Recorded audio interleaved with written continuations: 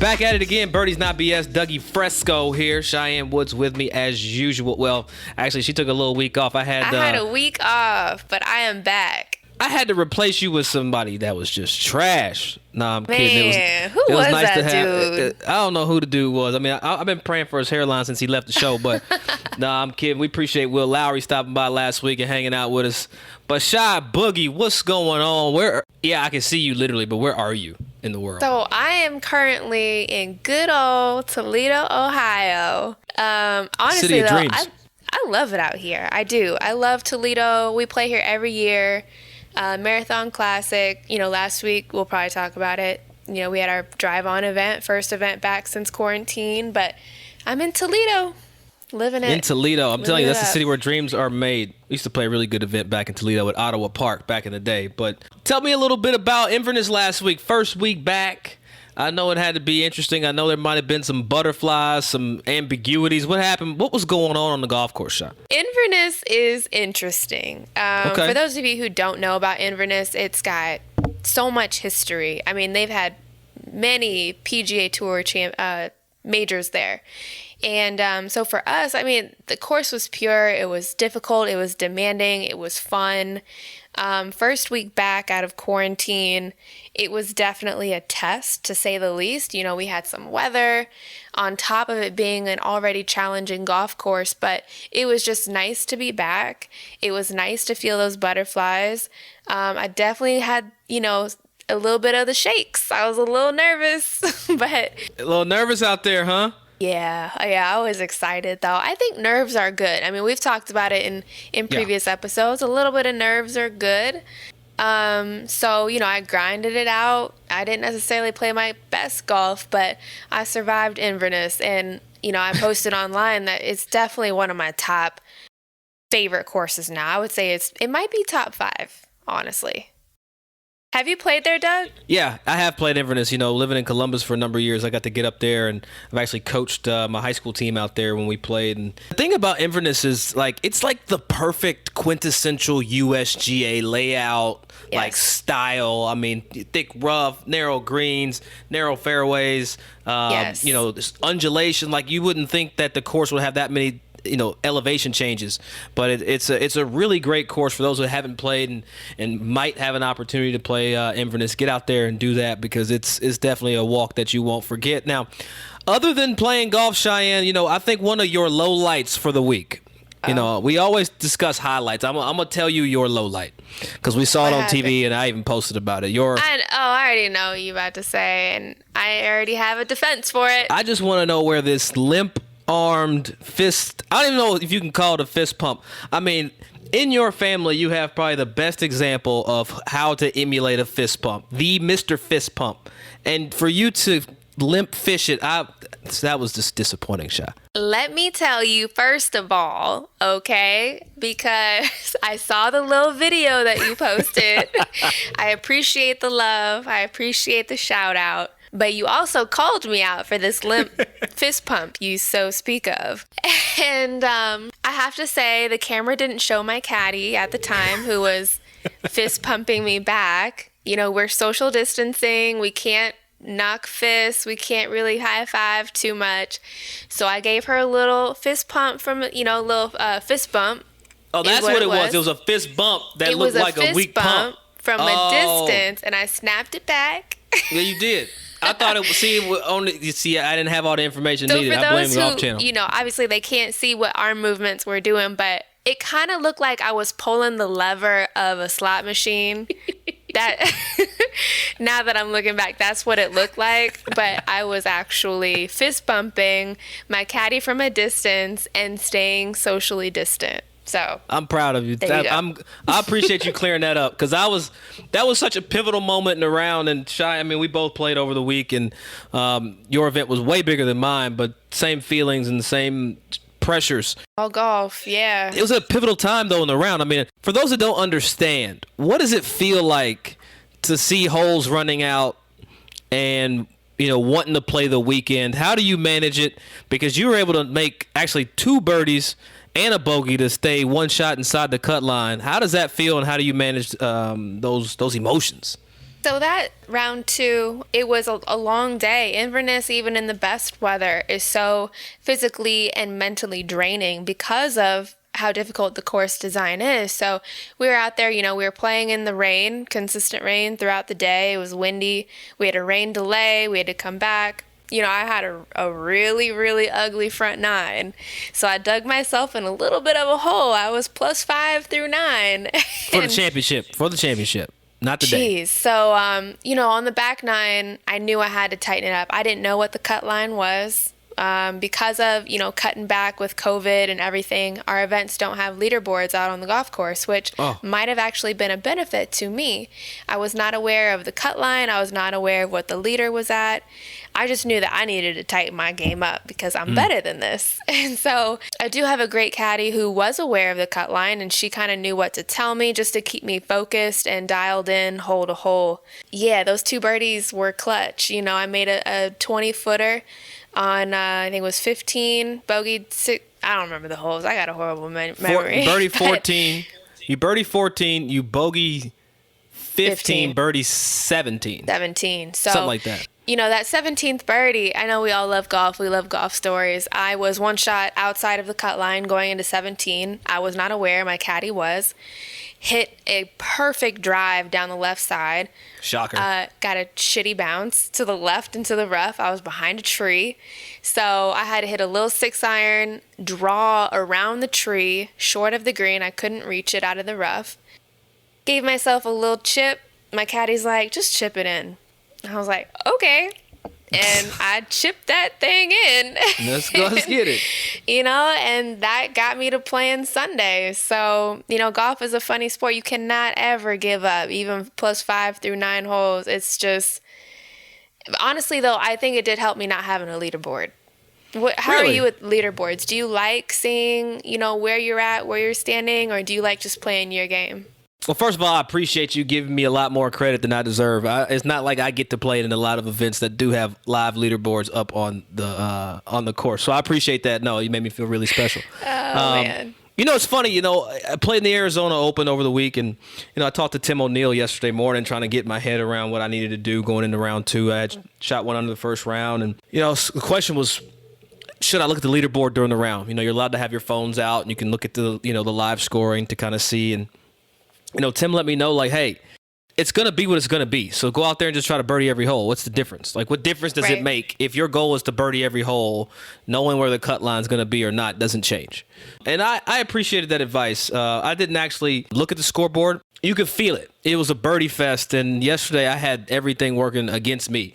So I knew what I needed to do, and once you make that first bogey, and then you can feel you're getting a little behind, you try to press and try to hit a couple miracle shots, and then it's tough. You try to hit that miraculous shot that, chase that one pin, and then you hit the edge and it's bunker and it's a bogey.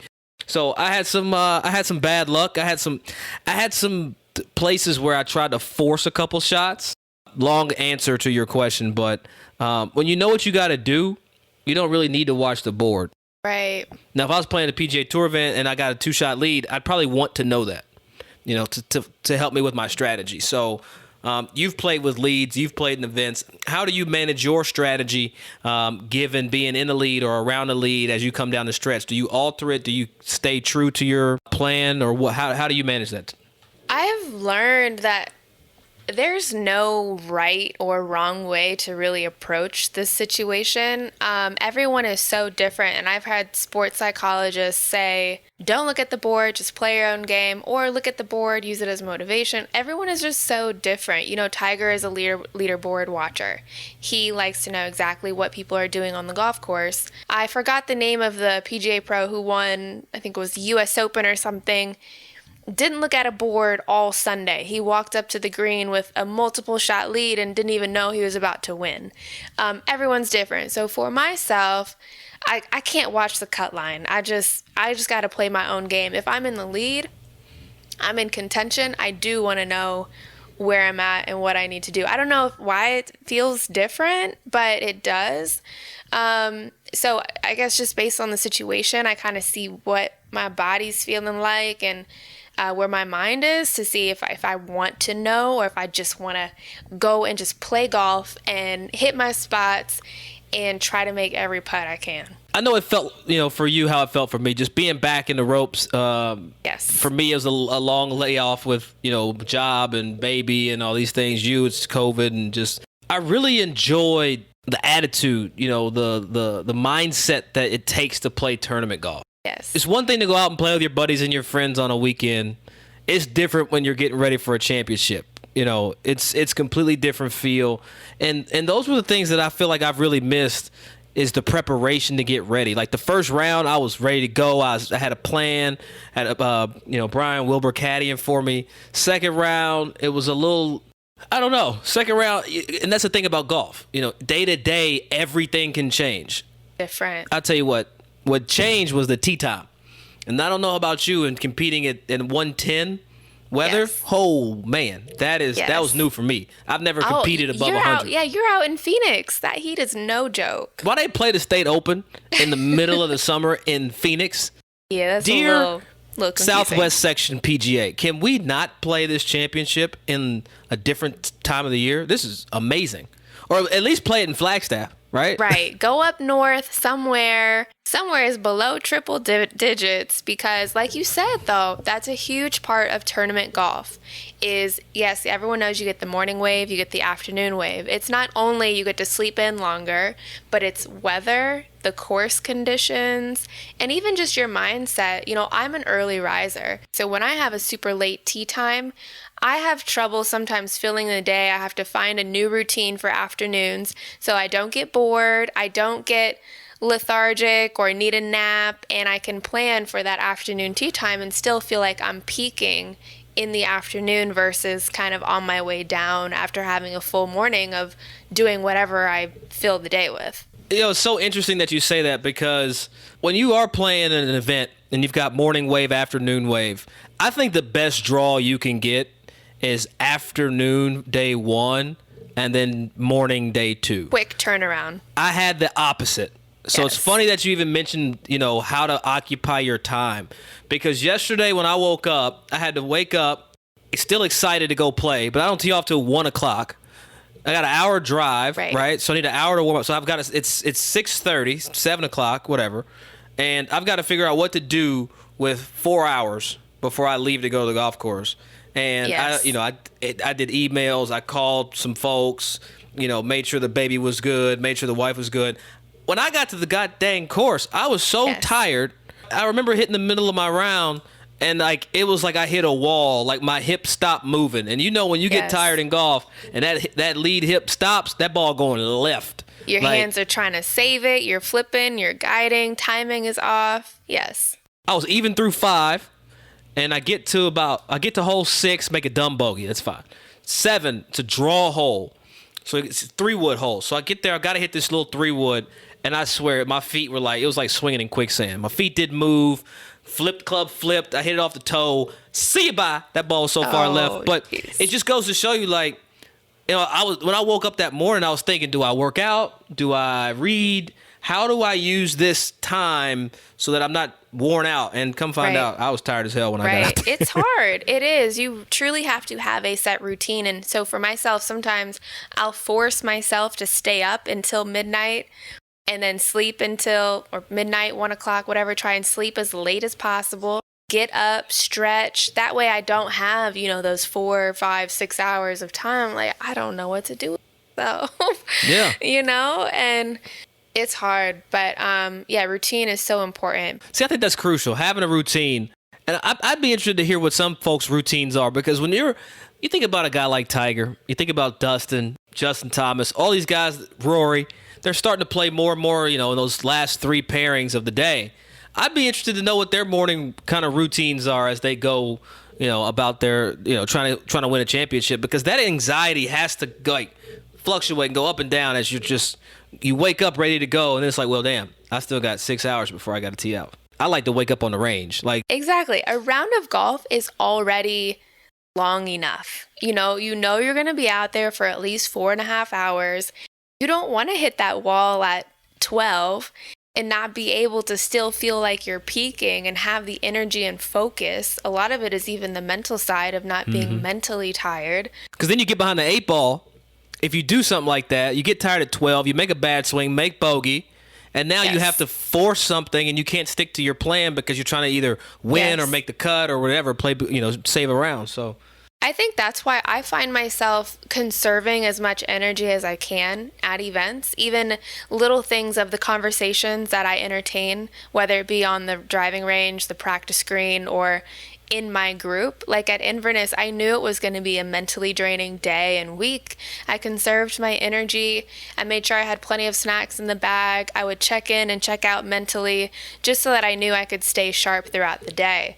We had weather, we had rain delays, so many unplanned things could happen to where you just have to adjust and be aware of what your body is telling you and how you perform best, both mentally and physically. all right, Cheyenne. So we said that we would grade each other on the last time we got together on the podcast for the championships that we had coming up. Yes. Gotta ask you, how did you do? What grade are you giving Cheyenne Woods for her performance at Inverness? Can we split up can we give 2 different grades? All right, go ahead. Gotta explain that, but So go ahead. I'm going to give an execution grade, like my actual golf. And then I'll give my mental side. We had that Dr. Bob episode. Okay. I'll give the mental side of a grade of how I feel I performed on that All right, here we go. end. So Drum roll. execution wise, my grade is probably a C. Average, maybe a little below average. C's get degrees. You're right. I made the cut. I think that's a degree. So I did not have a very good ball striking week whatsoever. It was a struggle to say the least. So because of that, I found myself scrambling and it was hard. And so I gave myself a C. On the mental side, I'll give myself an A-. I do feel like I stayed patient. I grinded it out. And I was able to really buckle down when I needed to. So I was really happy to see that. It was exciting, even though that was a horrible fist pump or lever pull, whatever you want to call it. Sorry to let you down. It's funny. Monty Bell and I were watching the telecast, and I got so hyped. I rectified your weak fist bump, so it's actually pretty cool to kind of see how you were playing and think about it, and then talk to you about it to sit here you know what, you didn't play so well, you had a tough week, but you got it done as it relates to making it to the weekend to play, and we're proud of you. So Thank you. along those lines, if I think about how I did over the weekend, I gotta say I'm pretty excited. I played well. There's a lot of things about tournament golf that you have to kind of remember, and I think a lot of things I actually forgot. Playing week in, week out, you kind of do things without thinking about it. But overall, if I had to give myself a grade, I'd probably give myself a B for how I played, how I conducted myself on the golf course. Didn't really get too angry at all. And I had a blast. It was fun. This was the first time I've competed in almost a year, so I did pretty good. And I'm looking forward to getting back out there the next chance I get. What's next? Where are you going? Where are we seeing you? What's going on? So, this week I am again in Toledo, Ohio. We're playing at Highland Meadows Country Club, and it's the Marathon Classic, COVID style, no fans, once again. But we are You said playing that like it was a side option for some food. Can I get that COVID style, please? COVID style. Let me get that. We got our masks on, socially distanced. I tested negative, so I'm good to go. I got a tea time tomorrow. Let's go. What number test is that for you? Probably 4. Okay. Yeah, since being out here. So however you're traveling, let's keep doing that. That's a good plan. Yeah, I'm just going to stay in my little room here and stay safe. So that's what I'm doing this week. I'm back out. I feel really good. I'm comfortable being back in tournament mode. I'm just going to go out there and enjoy competing. What else can you do? Yeah. I mean, I posted yesterday, I was so excited to play. Usually I'd break some shit, but it was so nice just to be able to compete, shoot something that was respectable. You have such an appreciation for it now, right? Once it's taken away or you have that break, it's just such an appreciation for the feelings of the butterflies, the nerves, the frustrations even. That's why you play. I think, Yeah. we all love making birdies and those types of things and hitting drives, whatever. But I think it's the internal struggle. It's the how do you manage, extreme highs and extreme lows all within a 4-hour amount of time. Yes. It's like a long ass good movie playing around the golf. Like, you know what I'm saying? Yes. You'll have your highs, your lows. You'll be angry. You'll be, elated. You'll want to cry. Like You might want to take a nap scream. midway. Right. All of the above. But it was fun to prepare. It was fun to be in a position to actually, make a cut. I got off to it's just a middle of the round mistake, but it was fun being there. It was fun to be there, and then I got to figure out how to get back. It's like the best drug, All right, Sha. Well, we wish you luck this week. We know where to find you. birdiesnotbs.com. That's the URL. Hit us up. Let us know. And where else can they find us, Sha? Also, obviously, on Twitter, Instagram, Facebook, Birdies Not BS. We're always looking for your questions. We got a new episode coming next week, so stay tuned. A lot of fun stuff to talk about this season. Absolutely. So we'll holler at you. Cheyenne, go low. Low.